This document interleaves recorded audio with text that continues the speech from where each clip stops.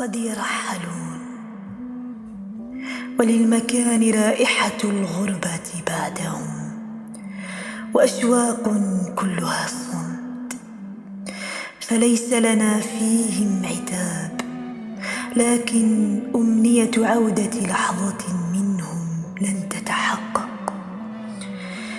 تجده لا يكون اليوم إلا تراب تحفره دمعة تسقط ويد تلامس. من هذا الحنين المؤلم يكاد يصرخ: لماذا تركت الروح تشتاق للروح؟ بيني وبينهم عالم آخر، يا له من صبر عجيب.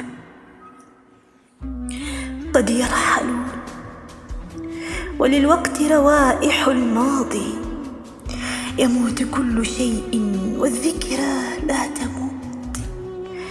يتغير حال البعض ويبقى قليل منهم يتمسك بحضن فقده يوما كان فيه الحب، ودائما يجتمعان في المساء على ضوء السقف.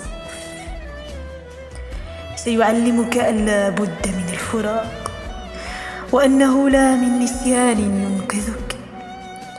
ستصبح الشخص الوحيد الذي يحكي عن المعنى المؤلم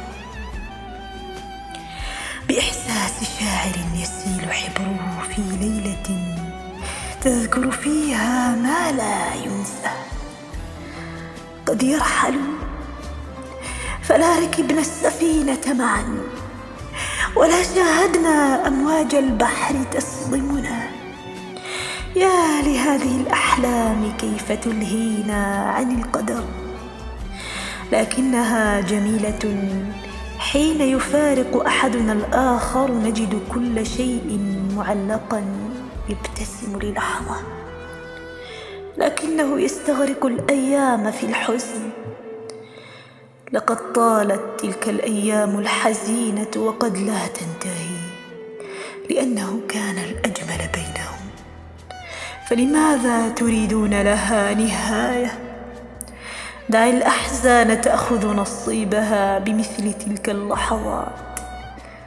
قالت: وإن كان لن يعود فإنه سيبقى حيا كما كان.